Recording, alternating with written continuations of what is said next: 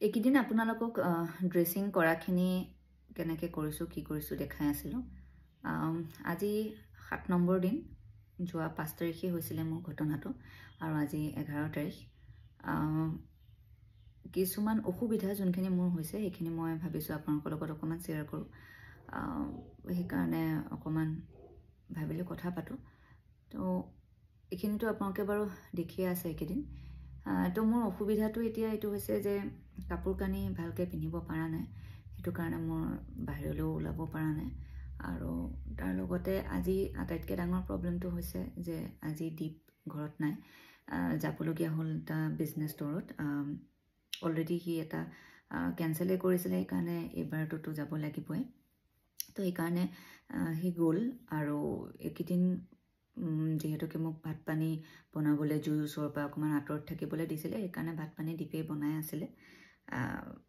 যিহেতুকে চলি ফুৰিব পাৰিছোঁ, বাকীখিনি ইটো সিটো কাম ঘৰৰ মই কৰি আছোঁ, কিন্তু গেছৰ ওচৰত মই নাই যোৱা আৰু কাপোৰ কানি পিন্ধিব পৰা নাই।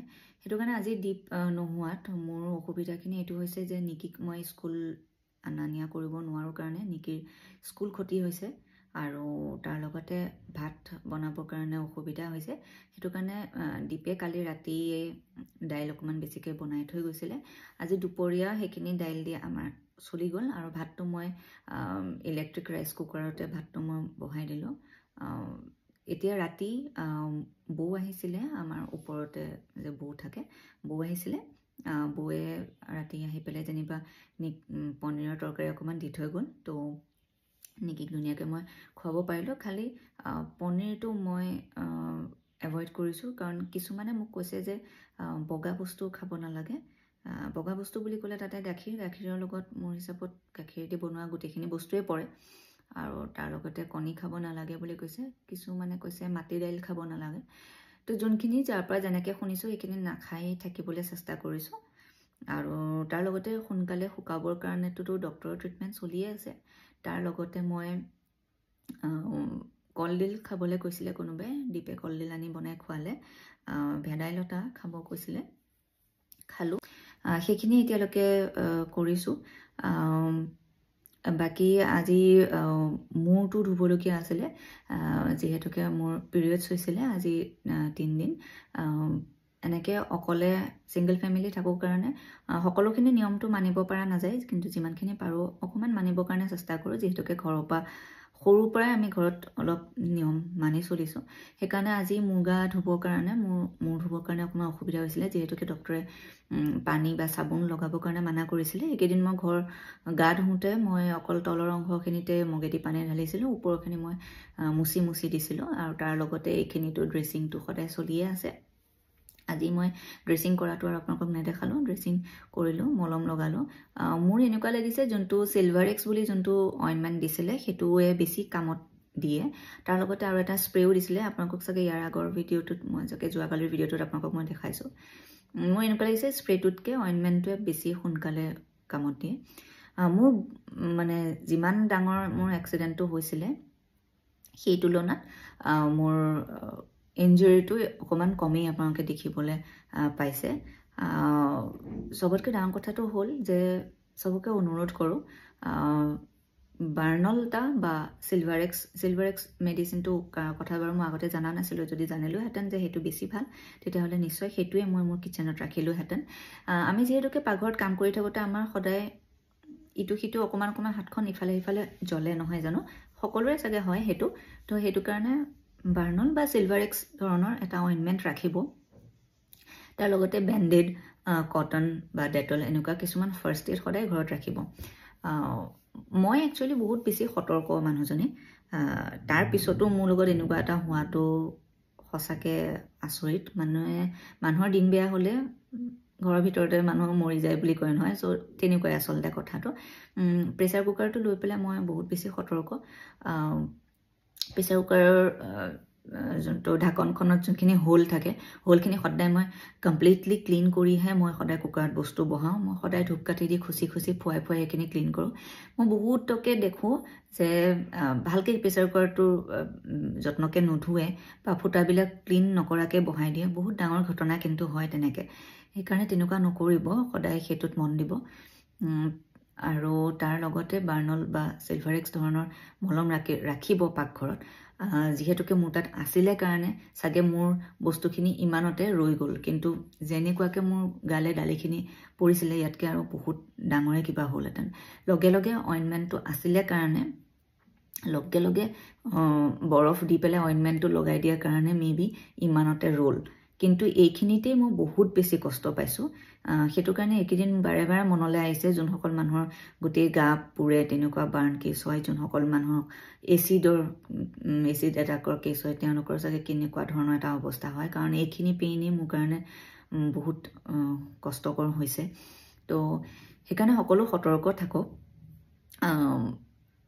প্ৰেছাৰ কুকাৰটোৰ লগত সতৰ্ক থাকক আৰু যোনসকলে নাজানে যে ঘটনাটো কেনেকৈ ঘটিছিলে সেইটো অকণমান কৈ দিওঁ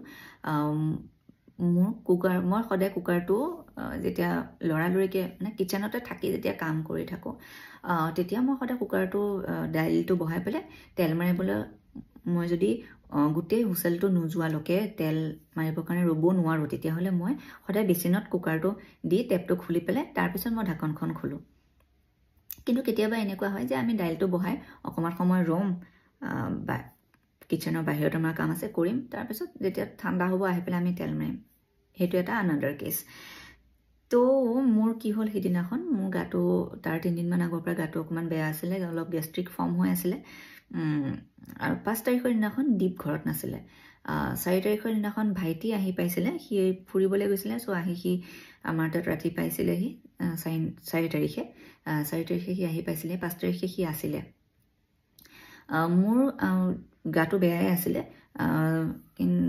গধূলি সময়ত বেছি বেয়া লাগিলে ভাইটিক ফাৰ্মাচীত পঠাই ঔষধ আনি পেলাই ঔষধ খালোঁ তাৰপিছত যিহেতুকে গাটো বেয়া লাগি আহিছে ভাবিছোঁ ভাইটিও আছে দীপো আহি পাবহি হৈছিলে দীপ নগাঁও ফালে গৈছিলে অফিচিয়েল কামতে মই বোলো এটলিষ্ট ভাত দাইলটো মই বনাই দিওঁ তাৰপিছত কিবা এটা কৰি সিহঁতে আচাৰ অমলেট তেনেকৈ কিবা এটা কৰি খাব তেনেকৈ বুলি মই ভাবিলোঁ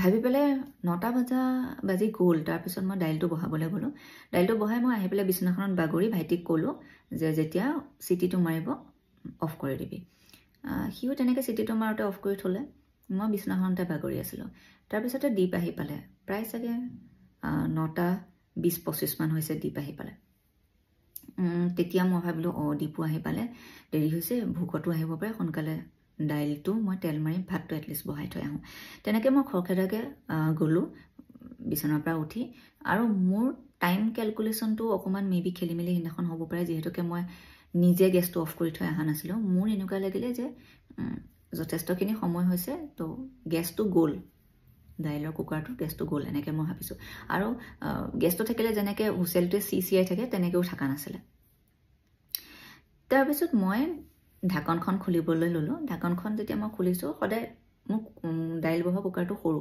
তো স্লেবখনত থৈ মই ঢাকনখন খুলিবলগীয়া নহয় এনেকৈ হাততে লৈ পেলাই মই এনেকৈ ঢাকনখন খুলিব লৈছোঁ চ' এইটো পজিশ্যনত যেতিয়া মই লৈছোঁ তেতিয়া পূৰা ডিঙিৰ লেভেলত আছিলে তেতিয়া এনেকৈ খুলিব লৈছোঁ ঢাকনখন খোল খোৱা নাই তেতিয়া মই ভাবিছোঁ দাইল কেতিয়াবা লিক কৰি পানীটো ওলাই আহিলে ছাইডটো কৰাল মাৰি ধৰে যে তো সিদিনাখনো তেনেকৈ কৰাল মাৰি ধৰি আছিলে কিন্তু মই ভাবিছোঁ ফিটাডাল মেবি তেনেকৈ কৰাল মাৰি লাগি ধৰিছে আঠা তো এবাৰ এনেকৈ ঢকিয়াই দিওঁ খোল খাই যাব এনেকৈ ভাবিলোঁ তো মই এনেকৈ এইটো পজিশ্যনতে লৈ পেলাই সোঁহাতখনেদি ঢাকনখন এনেকৈ ঢকিয়াই দিলোঁ ঢকি দিয়াৰ লগে লগে ঢাকনখন এনেকৈ যোনটো ফাঁকটো হ'ল ফাঁকটো ডাইৰেক্ট মোৰ ডিঙিৰ ফালে পইণ্টেড আছিলে সেই মানে আপোনাৰ 1-1.5 আঙুলমান ঢাকনখন ফাঁক হৈছিলে মাত্ৰ সেইফাল দিয়ে গোটেই উতলি থকা দাইলখিনি মোৰ ফালে মাৰি পঠিয়ালে মই মানে ততেই ধৰিব নোৱাৰিলোঁ যে কি হৈছে গোটেই থেপ থেপকৈ লাগিছে এইখিনি এৰিয়াৰ পৰা মোৰ দাইলখিনি পৰিছিলে ইয়াৰ পৰা এনেকৈ পৰিছিলে মই এটা টপ পিন্ধি আছিলোঁ ইয়াৰ পৰা দাইলখিনি পৰিছে টপটোৰ তলেদিও সোমাই গ'ল মোৰ এইফালে আৰু অলপ তললৈকে বাৰ্ণখিনি আছে তাৰ লগতে ৰাইট চাইডে পেটতো মোৰ গোটেই হেৰিখিনি দাইল পৰিছিলে পেটতো আছে মই চাগে যোৱাকালিৰ ভিডিঅ'টোত আপোনালোকৰ পেটৰ অকণমান দেখাইছিলোঁ চ' তেনেকুৱা হ'ল লগে লগে দীপক চিঞৰিছোঁ আৰু সিওতো ধৰিব পৰা নাই কাৰণ এতিয়া শুকাইছে কাৰণে আপোনালোকে গম পাইছে ক'ত ক'ত মোৰ ইঞ্জুৰিটো হৈছে তেনেকুৱাত সেই সময়টোত যোনজনে জ্বলি থাকে তেওঁহে গম পায় ন ক'ত পুৰিছে ক'ত জ্বলিছে চ' আমি লগে লগে প্ৰথমতে দাইলখিনি পাকঘৰৰ বেচিনতে ধুলোঁ আৰু মই এনেকৈ হোৱাৰ লগে লগে কুকাৰটো থৈছোঁ আৰু মই লগে লগে টপটো খুলি দিছোঁ, কাৰণ টপতো লাগি ধৰিছে। টপটো খুলি দিছোঁ, টপটো দিয়ে এনেকৈ মুচি নিয়ে লগে লগে পানী দি ধুইছোঁ। দীপে বৰফ উলিয়াইছে, বৰফ লগাইছে। আৰু বাৰ্ণলটো আছিলেই, মই কিচেনত বাৰ্ণলটো পূৰা লেপি দিছোঁ। এটা বাৰ্ণল শেষ হৈ যোৱা নিচিনাকৈ পূৰা লেপি দিছোঁ। লেপি দি যিহেতুকে কাপোৰটো খুলি দিছিলোঁ, ভাইটিও আছিল কাৰণে আমাৰ দুয়োটাৰে অকণমান আনকমফৰ্টেবল হৈছিলোঁ। সেইকাৰণে মই দীপক ক'লোঁ যে টাৱেল এখন দি মোক মেৰাই বিচনাত দি দিবলৈ। তো মই তেনেকৈ বিচনালৈ আহিলোঁ। বিচনালৈ অহাৰ পিছত মোৰ একদম চিভিয়াৰ আৰু বহুত বেছি জ্বলন পূৰণ, মানে বুজাব নোৱাৰি। আৰু না একো কৰিব পাৰোঁ সহ্য কৰি থকাৰ বাহিৰে, মানে মই চিঞৰি আছোঁ, মই কান্দি আছোঁ। খালি মোক বৰফ দিয়া বুলি কৈ আছোঁ, মোক মানে ঠাণ্ডা লাগে। তাৰপিছত ঘৰৰ বৰফটো শেষ হৈ গ'ল, ওপৰৰ বৌৰ পৰা বৰফ আনিবলৈ গ'ল দীপ, আনিলে লগালে আৰু আকৌ অইনমেণ্ট আৰু মেডিচিন আনিবলৈ গ'ল, মোক খোৱালে। বাকী সিহঁতে ভাত পানী বনালে, মোক খোৱাতে ভাত পানী খুৱাই দিলে। বৰফ লগাই থকা সময়ত অকণমান ভাল লাগে। তাৰপিছত ভাবিলোঁ এচিটো দিলে চাগে ভাল লাগিব, কাৰণ বডিটোৱে ঠাণ্ডা বিচাৰি আছিলে। এচিটো দিলোঁ। এচিটো দিয়াৰ পিছত এচিটোত থাকি মই বহুত শান্তি পাইছিলোঁ। কিন্তু সিহঁত কোনো ৰুমটোত সোমাব নোৱাৰা হৈ গ'ল। সিহঁতৰ বহুত বেছি ঠাণ্ডা লাগিছে বুলি ক'লে, কিন্তু মোৰ ঠাণ্ডাটো অকণো ফিল হোৱা নাছিলে। তাৰপিছত যিহেতুকে দীপ আৰু নিকি মোৰ লগতে শুব লাগিব বেডৰুমতে, সিটো ৰুমত ভাইটি শুব, সেইকাৰণে এচিটোতো অফ কৰিবই লাগিব, নহ'লে নিকিৰো কাহ হৈ আছিলে। সেইকাৰণে এচিটো অফ কৰিলোঁ। তাৰপিছত ফেনখন দিলোঁ, কিন্তু ফেনখনে মোক একো কামত দিয়া নাই। লাষ্টত মনত পৰিলে মোৰ মেকআপৰ এখন সৰু হেণ্ড ফেন এখন আছে, সেই ফেনখন দি চাগে ডাইৰেক্ট ইয়াতে বতাহটো দি থাকিলে অকণমান আৰাম পাম। তো ভাইটিক সেইটো ক'লোঁ। ভাইটি আহি পেলাই ফেনখন তেনেকৈ দি মোক ঠাণ্ডা বতাহটো দি আছিলে। তো তেনেকৈ প্ৰায় ঘটনাটো ঘটিছিলে আপোনাৰ ৰাতি 9:30 বজাত, আৰু ৰাতি 1:30 বজালৈকে মোৰ জ্বলিয়ে আছে, মই চিঞৰিয়ে আছোঁ, মোৰ চকু পানী ওলায়ে আছে। তাৰপিছতহে চাগে ঔষধৰ অকণমান হেৰি হ'ল। তাৰপিছত মই টোপনি গৈছোঁ যদিও বহুত কনচিয়াছলি মই শুবলগীয়া হৈছে। পিছদিনাখন ৰাতিপুৱা ভাবিলোঁ নিকিক স্কুল নপঠাওঁ, কিন্তু ভাবিলোঁ আমিও ডক্টৰ তাত যাব লাগিব, তাইক লৈ যাবলৈ দিগদাৰ হ'ব, আৰু ইফালে ভাইটিও ঘৰত যাবলগীয়া আছিলে। সেইকাৰণে নিকিক প্ৰথমতে ৰেডি কৰি স্কুললৈ পঠালোঁ, তাৰপিছত ভাইটিক পঠালোঁ। তাৰপিছত আমি দুটা হস্পিটেল গ'লোঁ। হস্পিটেল যোৱাৰ পিছত মোক ড্ৰেছিং কৰিলে, টিটি দিলে আৰু ঔষধ চৌষধ লিখি মেলি দিলে। বাকী ইনষ্ট্ৰাকশ্যনছখিনি দিলে, কি কৰিব লাগে নালাগে, বিশেষকৈ পানী লগাব, চাবোন লগাব নালাগে। তো সেইখিনি দিলে। তো সেইমতে কামখিনি কৰি আছোঁ। ড্ৰেছিং কৰাবলৈ গৈ আছিলোঁ। 3 দিনমানৰ পিছত ডক্টৰে ড্ৰেছিং কৰাবলৈ আহিব নালাগে, ঘৰতে কৰিবা বুলি ক'লে। আৰু কেনেকৈ কৰিছোঁ সেইখিনি আপোনালোকক মই দেখাইছোঁৱেই। সতৰ্ক থাকক, যিহেতুকে মহিলা কিচেনত কাম কৰিবই লাগিব, কিন্তু অকণমান চাই চিতি ভাবি চিন্তি কাম কৰক।